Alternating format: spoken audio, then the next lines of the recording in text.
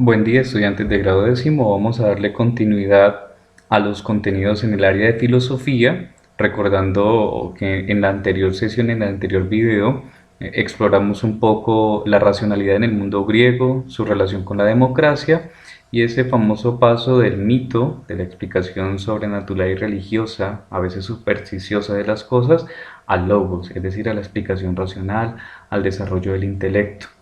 Precisamente por eso, antes de adentrarnos a profundizar en el tema que nos ocupa ya hoy, que hace referencia a los orígenes específicos de la filosofía, pues tenemos también que detenernos un poco y retroalimentar con eso que explicamos la vez pasada, ese paso del mito al logos.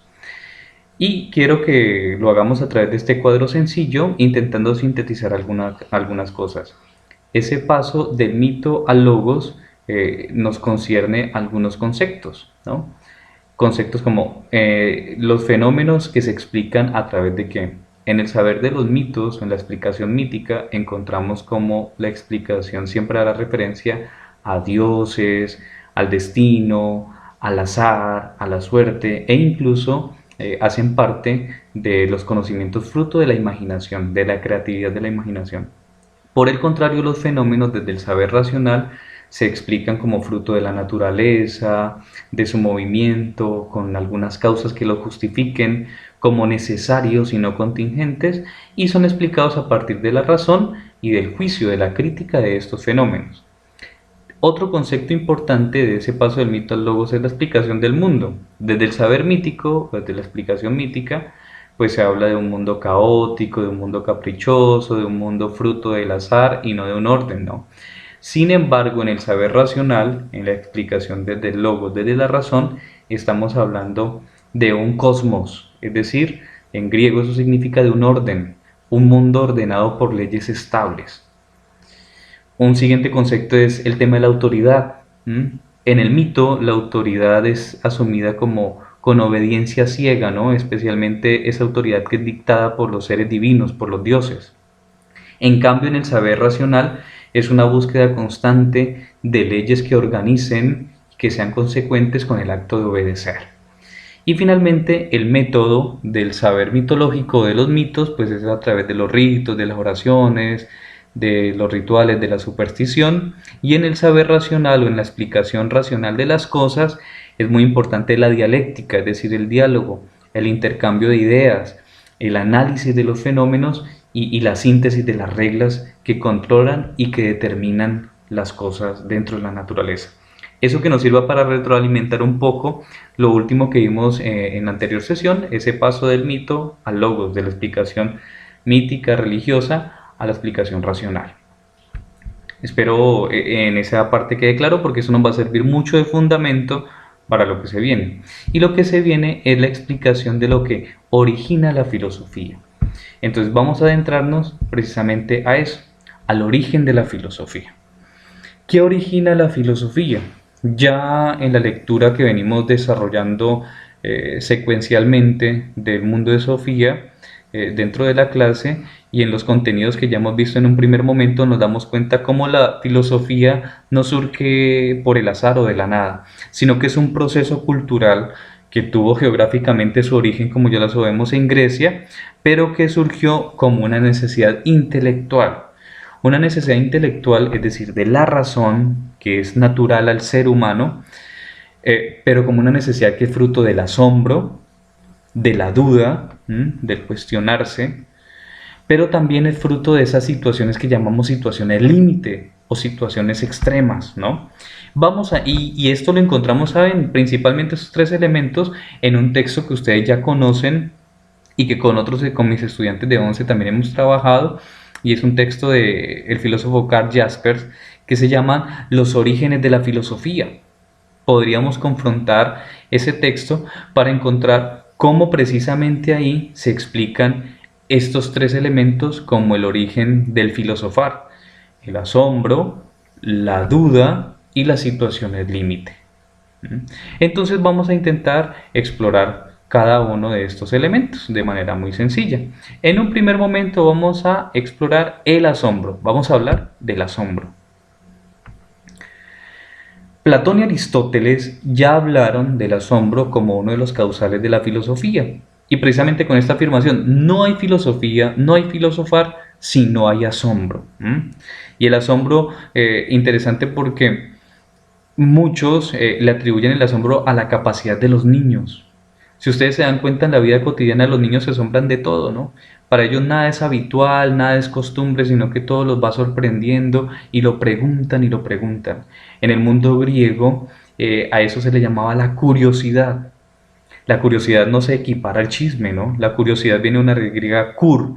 Kur es el porqué. Quien se asombra es aquel que pregunta el porqué de las cosas y que no se acostumbra a ellas, ¿no? Sino que siempre está dispuesto a asombrarse. Platón, que es precisamente quien nos habla de la vida de Sócrates, quien escribió sobre Sócrates, nos muestra cómo para Sócrates era importante este tema del asombro, la admiración principalmente. Porque para Sócrates el hecho de admirarse, de asombrarse, es la característica particular y propia de aquel que se llama filósofo o del sabio.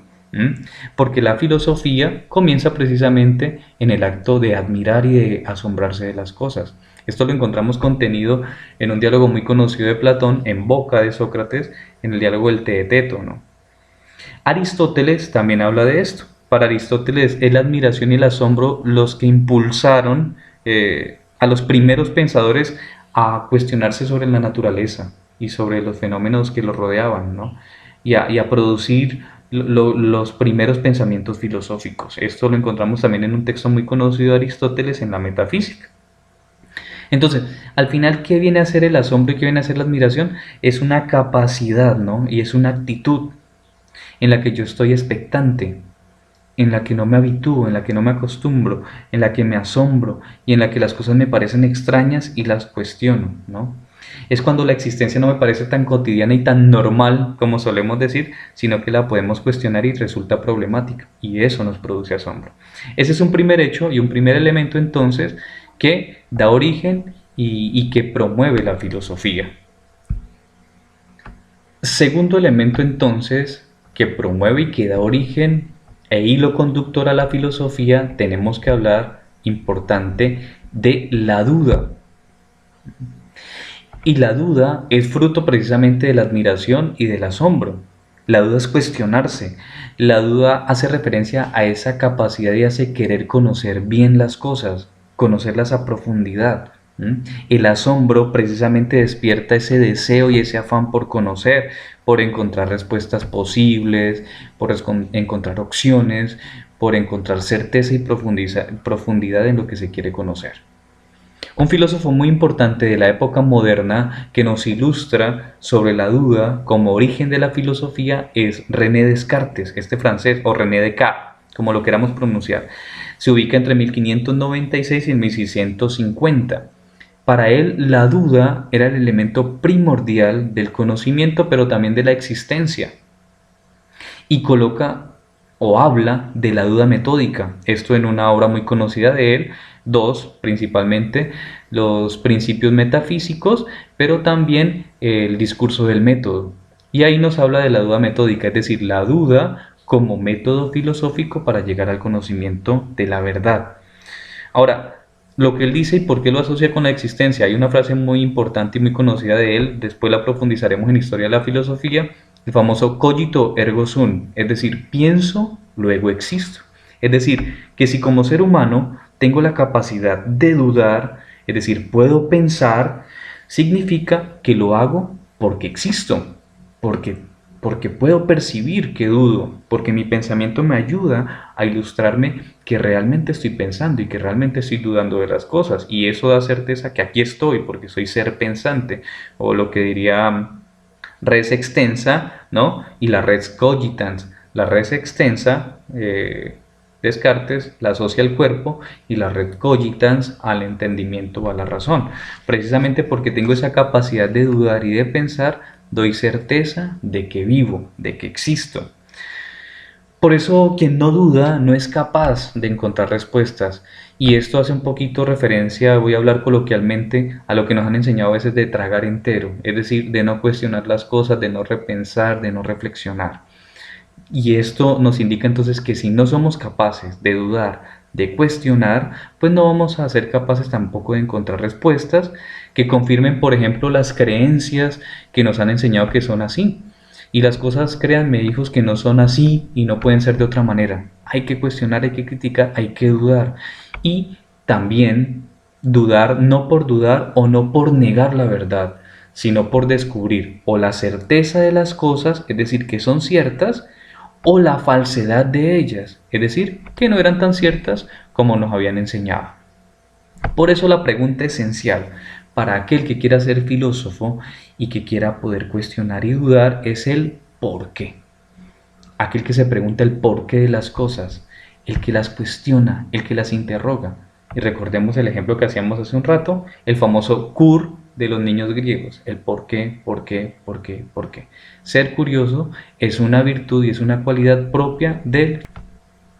El tercer elemento que es fundamental dentro de los orígenes y la producción filosófica del pensamiento filosófico es lo que Karl Jasper en su texto Los orígenes de la filosofía llama las situaciones límite y que muchos otros filósofos han ilustrado, especialmente los existencialistas, en cuanto a las situaciones que nos generan cuestión ante la existencia, que nos chocan con nuestras realidades, ¿no? Como por ejemplo la gran situación límite, el dolor, la enfermedad, el sufrimiento, la muerte. Situaciones que cuestionan, ¿no?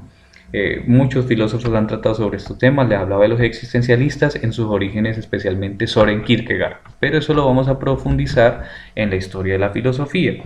Cuando hablamos de las situaciones límites, de esas situaciones extremas, ¿no? Que nos chocan, que nos golpean con la realidad, estamos hablando principalmente, por ejemplo, de la angustia ante la muerte, de la negación a morir, ¿no? Del afán por perpetuar la vida, de no querer morir y de sí querer lo que filosóficamente se llama pervivir, ¿no? O continuar la vida o ser eternos. ¿Mm? Pero no solamente esta situación, la situación del dolor, del sufrimiento, ¿no? Del tedio, o el aburrimiento ante la existencia, cuando no se le encuentra sentido a las cosas, cuando nos cansamos, cuando nos agotamos ante la vida, de la enfermedad, ¿no? Del dolor, de la tristeza ante las situaciones que se nos presentan en la vida, de la continua lucha por la libertad, de las situaciones de injusticia que podemos percibir, del odio. ¿Por qué el tema de las situaciones límites tuvo tanto énfasis, sobre todo en la filosofía existencialista? Porque el existencialismo, y sobre todo el existencialismo francés, y desafortunadamente pues el existencialismo ateo, tuvo su auge después de 1945, es decir, al final de la Segunda Guerra Mundial, que tuvo tanta tragedia, tanta muerte y tanto dolor para la humanidad. Entonces esto llevó a que el hombre cuestionara el sentido de su existencia, cuestionara el sentido de la humanidad, del sufrimiento, del dolor, de la muerte misma. Y desarrolló mucho el pensamiento filosófico de corte existencialista. Sin embargo, estas situaciones límites dan y producen la filosofía porque cuestionan la existencia, porque cuestionan las realidades, y son situaciones también que antropológicamente, es decir, en la vida del hombre, son inevitables y suscitan reflexión filosófica, es decir, cuestionan, porque repercuten en nuestra vida, porque repercuten en nuestras decisiones, en nuestras acciones, en los actos humanos. Por eso entonces, a partir de las situaciones límite, la filosofía empieza a aparecer como proceso de reflexión sobre la vida y para la vida. Es decir, me ofrece preguntas que cuestionan la vida, pero también respuestas que le pueden dar solución a esas cuestiones y a esos problemas que se van evidenciando en la vida cotidiana del ser humano. Vida cotidiana y vida histórica, ¿no? Porque recordemos, como les digo, los grandes acontecimientos de la humanidad también han dado pie a cuestionarse en cuanto a estas situaciones límites sociales. Por lo tanto, la filosofía no es un ente, no es una disciplina ajena a la existencia. No, al contrario, es una disciplina encarnada en la existencia del hombre porque pretende darle respuesta a todo lo que compete a la vida humana. Pero la filosofía no se basa en un conocimiento meramente científico, en un conocimiento meramente de experto o de libros. La filosofía como conocimiento se basa en la sabiduría, que no es un saber común. La sabiduría hace referencia a ese poder saborear el conocimiento, ¿no? A procesarlo. Y es el conocimiento entonces el conocimiento propio del sabio que conoce profundamente las cosas. Es aquel que se detiene en algo, lo conoce muy bien, sabe su utilidad y profundiza en ello. No se queda con lo superficial o con lo aparente. No hace referencia a la sabiduría solamente a la acumulación de conocimientos. No, no, porque a eso no se le llama sabiduría, a eso se le llama erudición. La erudición hace referencia a acumular muchos conocimientos, pero sobre todo y bíblicamente, este es un hecho que podemos corroborar también, la sabiduría hace referencia a conocer la vida y a saber vivir. Y esa es la capacidad propia del filósofo, ¿no? Que tiene la capacidad de encontrar con ese conocimiento que adquiere y que tiene respuestas útiles que le permiten solucionar los problemas propios de su existencia, de su vida, y encontrarle sentido a todo lo que lo rodea, a lo que vive, porque eso es precisamente lo que lo hace en relación con los demás un sabio. Después de tener claro estos elementos que dan origen y propician el desarrollo de la filosofía, pues necesariamente tenemos que hablar de cómo se define esta. Esto ya lo hemos hecho en clase, lo han encontrado en los distintos textos que ustedes han ido leyendo, pero es bueno hacer una retroalimentación para tener claro algunos conceptos elementales. Lo primero que tenemos que hacer al acercarnos a la definición de filosofía es saber que filosofía es un vocablo griego, ¿no? Y que tiene una etimología como lo vemos en la parte superior. Filos en griego o filo hace referencia a amar, ¿no? Pero también el hecho de ser amante o de tener una tendencia a. ¿Mm? Y sofos o sofía, sofos al sabio, sofía a la sabiduría, estamos hablando etimológicamente entonces del amor a la sabiduría o de esa tendencia, de esa vocación hacia la sabiduría, hacia el conocimiento. Como les decía también, aparte de amar también significa tender hacia, ¿no? Entonces esa tendencia a conocer, a amar. Y si lo llamamos filósofo, como se autoproclamó perdón, no como se autoproclamó, sino como proclamaron a Pitágoras en algún momento, que ahí es donde surge, dato curioso para que sepan, cuando aparece el término filósofo, cuando los griegos empezaron a llamar a Pitágoras sofos y este se negó a que lo llamaran sabio, que eso era lo que significaba. Entonces él se llamó a sí mismo, yo no soy un sabio, soy un amante de la sabiduría. Amante de la sabiduría significa entonces filósofo. Ahí es cuando empieza entonces este término. Y se conjuga ya como disciplina filosofía. Etimológicamente entonces hacemos referencia al amor, a la sabiduría. Desarrollando el concepto más profundamente, porque esta es simplemente una concepción limitada, el filósofo entonces es aquel que ama saber, que ama conocer, que es amante de la sabiduría. Pero más que una definición, más que una ciencia, filosofía o filosofar es una actitud, es una experiencia vital, es una experiencia de vida. Todos los seres humanos tenemos la capacidad de hacer filosofía, de filosofar, porque somos racionales, ¿no? Porque tenemos la capacidad de saber, de conocer, de reflexionar. Pero desafortunadamente, aunque todos tengamos la capacidad de ser filósofos, no todos llegamos a hacerlo, porque no todos nos dedicamos a buscar la profundidad de la verdad en las cosas, a ir más allá de lo evidente o a ir más allá de las apariencias. Mucha gente vive conforme a lo que consideran normal, rutinario, costumbre, habitual, y no va más allá, por lo tanto difícilmente podrá tener en su vida y en sí mismo una actitud filosófica, una actitud propia de un filósofo. Tenemos en la historia de la filosofía también varias definiciones de filósofos, son muchas porque cada filósofo tiene su concepto de lo que para él es filosofía, pero vamos a explorar las más comunes y las más sentidas, por ejemplo la de Aristóteles, por ejemplo la de Séneca, por ejemplo la de Hegel, la de Maritain, que nos van a servir para ilustrar un poco cómo el concepto varía, pero siempre quiere llegar a lo mismo, a la capacidad de ir más allá de lo aparente, a conocer más allá de lo que las cosas muestran y a conocer profundamente, a cuestionar la vida. Y en estas definiciones, entonces nos tenemos que detener en un primer momento en la definición de uno de los clásicos, en la definición que hace Aristóteles de filosofía. ¿Qué nos dice Aristóteles o para Aristóteles qué es la filosofía? Para Aristóteles especialmente esta definición la podemos confrontar en su obra La Metafísica, Para Aristóteles la filosofía es la ciencia de las primeras causas y los primeros principios. Es decir, es la ciencia que se dedica a buscar el origen de las cosas desde sus primeras causas y desde sus primeros principios. Es la que va a la profundidad y a la esencia, a la naturaleza de las cosas, de las realidades. Esta es la definición que nos ofrece Aristóteles, una definición muy precisa, una definición propia de la metafísica y de su obra que lleva el mismo título. Si continuamos también en la antigüedad tenemos a uno de los grandes representantes del movimiento estoico, a Séneca, que tiene una definición muy particular y es una definición, digámoslo, es una manera de decirlo, lo digo yo, una definición muy vital.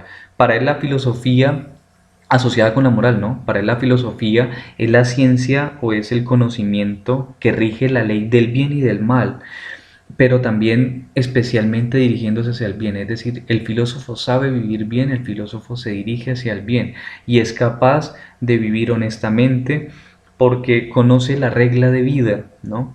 Y le restituye su verdadero nombre, filosofía, ¿no? Sabiduría. Recordemos que para Séneca, al igual que en el sentido bíblico de la palabra sabiduría, hará referencia este amor por la sabiduría a saber vivir y a vivir bien. Si evolucionamos más, ya en épocas más modernas, nos detenemos en la definición que hace Francesc Maritain, estamos hablando de la filosofía como conocimiento científico, ¿no? Que mediante la luz natural de la razón, que es la fuente para Maritain de la filosofía, considera las primeras causas y las razones más elevadas de las cosas. Entonces ya es un sentido más positivista de la filosofía, más en el orden científico y en ese orden de ideas, pues apuntando a las primeras realidades de las cosas que existen. Y una definición muy sencilla, pero muy precisa, de quien abre la filosofía contemporánea, con quien se cierra la filosofía moderna y se abre la contemporánea, con Hegel. Para él, la filosofía es la ciencia de lo absoluto, en cuanto que lo abarca todo, universalmente hablando, ¿no? Recordemos que el absoluto va a ser un tema fundamental dentro de la filosofía de Hegel que se profundizará cuando tratemos específicamente a este autor. Esto nos ayuda a concluir que todos los seres humanos estamos en capacidad de conocer, de filosofar, de ser sabios. Tenemos la capacidad para hacerlo por el solo hecho de ser seres racionales. Sin embargo, a veces en la cotidianidad nos dejamos permear del pensamiento básico, ordinario, rutinario, habitual, que es espontáneo, ¿no? Pero la experiencia de los sentidos, la experiencia de vivir, de conocer, de que se nos presenten las imágenes, de que fruto de esas imágenes podamos elaborar conceptos, definiciones, crear ideas e incluso concluir verdades, eso es lo que, a pesar de que es tan cotidiano y parece tan común y tan corriente, eso es hacer filosofía. Si usted le agrega a eso tan cotidiano y tan corriente, le agrega el condimento de la razón, le agrega el condimento de la reflexión, realmente usted está siendo un filósofo, está siendo incluso muchas veces un científico, a veces inconscientemente. Comprender cómo funcionan las cosas, comprender las causas de lo que me rodea, comprender el porqué de las cosas me hace filósofo, ¿no? Me hace estar capacitado para hacer filosofía, para hacer ciencia, desde luego. Y el pensamiento filosófico me va a ayudar entonces a adquirir una mejor comprensión de la realidad, pero de la realidad en su sentido universal como conjunto, como totalidad. Entonces, esto nos indica que la filosofía no es un saber cualquiera o un saber ordinario, sino que también la filosofía tiene un carácter de ciencia. Por eso pensemos un poco la filosofía como ciencia. Desde el latín, ¿qué es la ciencia? En su origen latino, la palabra ciencia o escire significa conocer. Significa entonces la ciencia ese conocimiento de las causas con un análisis racional, con un análisis específico, que es un conocimiento científico y que se diferencia del conocimiento espontáneo porque el conocimiento espontáneo hace más referencia a lo que yo percibo con los sentidos, a la experiencia que tengo con los sentidos, a lo que puedo percibir, tocar, sentir. La filosofía asociada a la ciencia entonces va a ser ese afán de saber y saber cómo, buscando las causas primeras de la realidad mediante la razón. Y la razón ayuda a analizar, porque es una actividad que va a tender a ¿qué? A comprender la totalidad de mis experiencias humanas. Es decir, yo siento, yo percibo, yo experimento, pero todo eso que siento y experimento lo llevo a mi razón para conocer sus causas, para conocer su profundidad, la profundidad de su verdad. Por eso entonces la filosofía, científicamente hablando, vendría a ser la ciencia de las primeras causas. Eso nos recuerda a la definición que vimos hace un momento que hace Aristóteles, ¿no? La ciencia de los primeros principios y las primeras causas. Eso es filosofar científicamente hablando, es buscar el conocimiento racional de las cosas. Es la ciencia en el modo más perfecto posible y no precisamente porque sea la disciplina a la que me dedico o porque sea la que más me fascina, sino que es la ciencia en el modo más perfecto porque busca las causas de la realidad, porque busca la explicación a todo lo que existe, a todas las realidades. Las ciencias particulares no son universales, son precisamente particulares porque se dedican a un aspecto de la realidad. Tenemos la biología, tenemos la química, tenemos la física, pero ellas no pueden abarcarlo todo como lo hace la madre de las ciencias, que es la filosofía. La filosofía busca la explicación universal de las causas de las cosas. En cambio, estas ciencias particulares se dedican a aspectos específicos de las cosas. Por eso no buscan las primeras causas, buscan causas próximas. Y entonces no son ciencias totales universales, sino ciencias parciales, porque se dedican a objetos particulares, a elementos, a plantas, animales, a cosas específicas de la realidad, cuando la filosofía sí es más universal. Y por eso concluyamos haciendo esta diferenciación clara entre filosofía y ciencias particulares. La filosofía estudia la totalidad de la realidad. A diferencia de esto, las ciencias particulares, tipo biología, matemática, física, lo que ustedes quieran, estudian aspectos concretos de esa realidad. Aspectos, pero no su totalidad, como si lo hace la filosofía. Las ciencias particulares, ¿qué buscan? Buscan las causas próximas, es decir, lo que me pueda explicar el fenómeno por encima y ya. Pare de contar.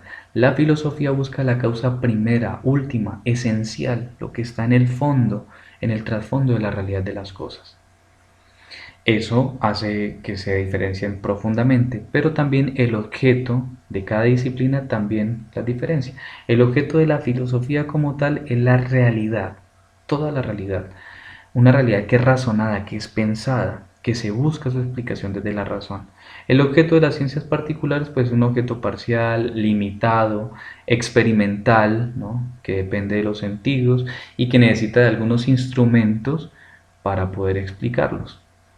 Finalmente, las ciencias particulares son más técnicas, más prácticas, ¿no? Buscan un saber más concreto, buscan la utilización de ese saber en el orden práctico. La filosofía se hace precisamente por el amor de conocer, por el amor de explicar la realidad y por el amor de dar razón a la existencia y a lo que rodea mi existencia. Esto lo podríamos tomar entonces como la conclusión de este primer apartado. Vimos en el anterior apartado la racionalidad en Grecia, su relación con la democracia. Pasamos de ese saber mitológico al saber racional, del mito al logos. Ahora hicimos una profundización sobre lo que origina internamente la filosofía. Recuerden la capacidad de asombro, la duda, las situaciones límite. Y ahora definimos de una manera muy sencilla, ya después de una manera más técnica, lo que es la filosofía. Preparémonos después para adentrarnos en otro tipo de conocimientos ya más concretos desde las distintas épocas y desde el distinto énfasis que estas épocas van a dar a la filosofía, ¿no? Y se tiene que empezar entonces por la filosofía antigua. Ya en clase, en décimo, hemos hecho algunos acercamientos a algunos autores, especialmente a los naturalistas, al mismo Sócrates, pero tendremos que ir profundizando poco a poco con conceptos muy sencillos para comprender los autores especialmente de la filosofía clásica griega. Les recuerdo estos contenidos tenerlos en cuenta para llevar una línea secuencial de sus apuntes en su cuaderno, pero también explorar el área de tareas para confrontar las actividades que tengan que ver con las distintas clases que se hayan podido grabar en video. Me alegra haber podido tener este contacto con ustedes, con estos contenidos, espero sean de utilidad. Ante cualquier duda, pues le pido se comuniquen en los horarios que ya están establecidos y que podamos aclarar. Me alegra haber estado con ustedes, espero se encuentren bien y aprovechen la oportunidad de profundizar en estos temas.